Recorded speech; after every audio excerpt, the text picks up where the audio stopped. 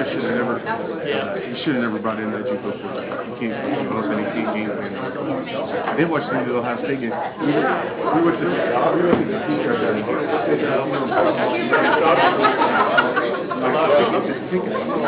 That comes red. Yeah. He's covered at the end. Brains all back.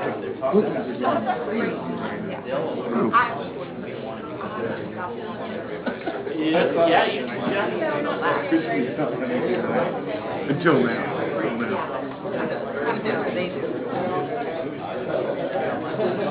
Being a football team is very Yeah, they did. So I'm just saying. They did look good. I keep seeing it. They'll let me down, I'm sure, but right now. Okay. They're doing pretty good. I don't mind. Because I've never. I don't hate them as much. I hate them when they're in the corner. Now I'm more indifferent than I was.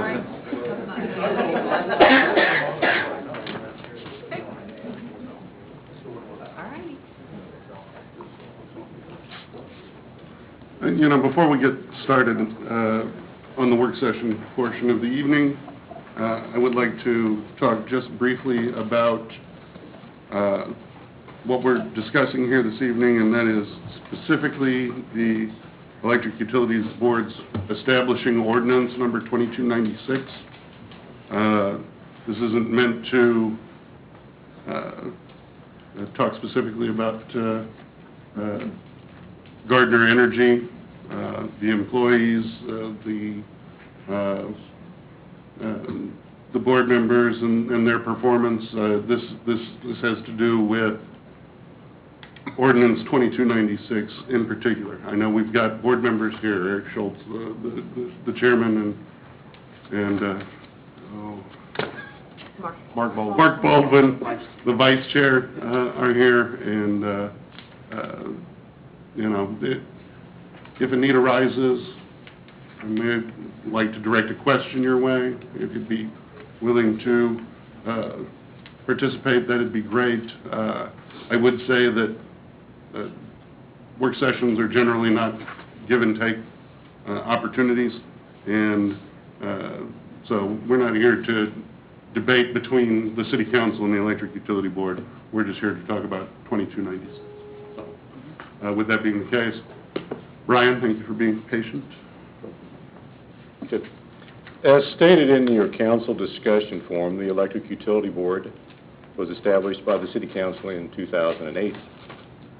This work session will highlight the current responsibilities of the Electric Utility Board and the City Council with regards to Gardner Energy. These responsibilities are defined, as you mentioned, in Ordinance 2296. The discussion will also lay out various options as the City and Gardner Energy move forward. Okay, duties of the Board and the City with regards to the EUB.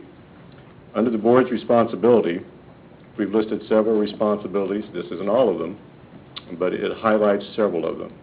The first one is exclusive jurisdiction, control, and policy making of the electric utility and all of its operations and facilities.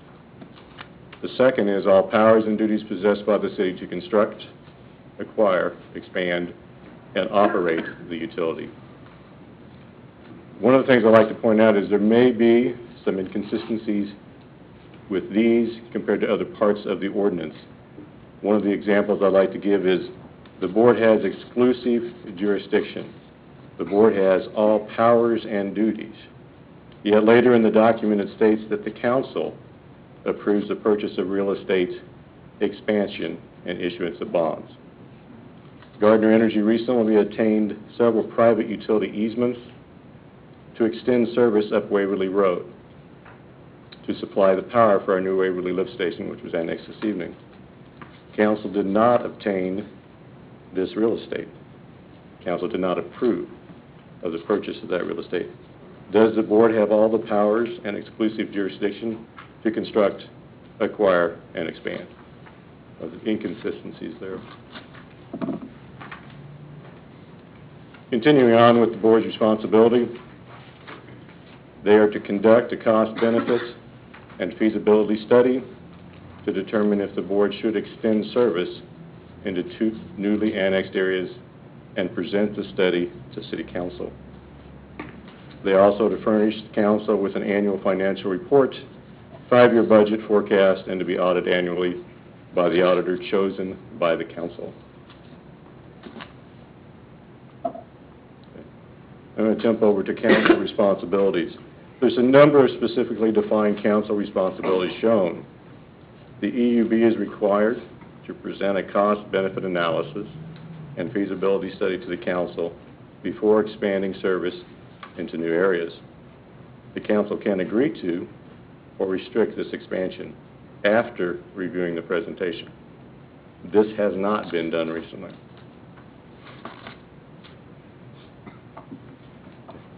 Positives of the current configuration. The EUB is run as a business. That was one of its charters.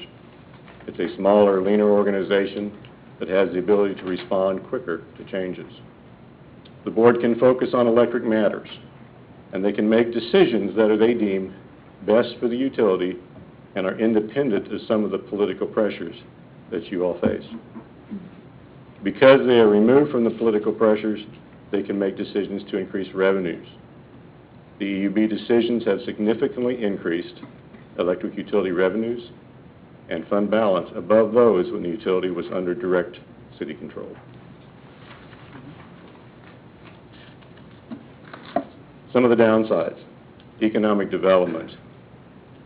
Incentives that have been offered may not make financial sense and may not be strategically aligned with the city's visions and goals.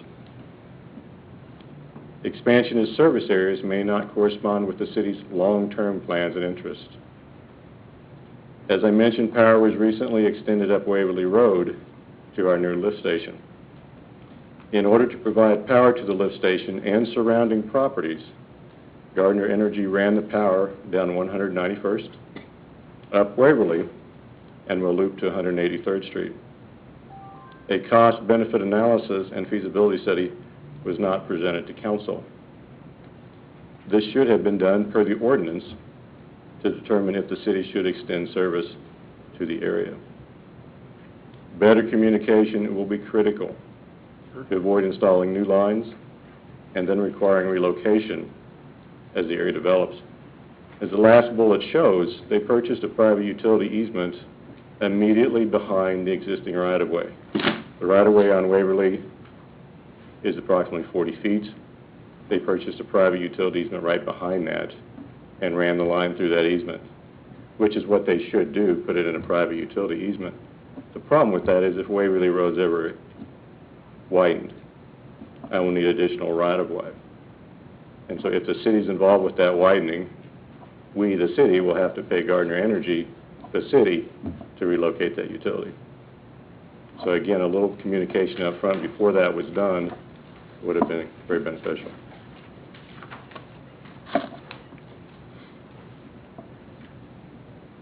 Talk about the financial stewardships. This was put together by Laura. The last item on there is the one I really want to talk about. Any audit finding related to the electric utility will raise the issue of accountability and will be memorialized in the city's CAFR for the citizens, investors, and credit rating agencies. Accountability issues could impact the city's credit rating.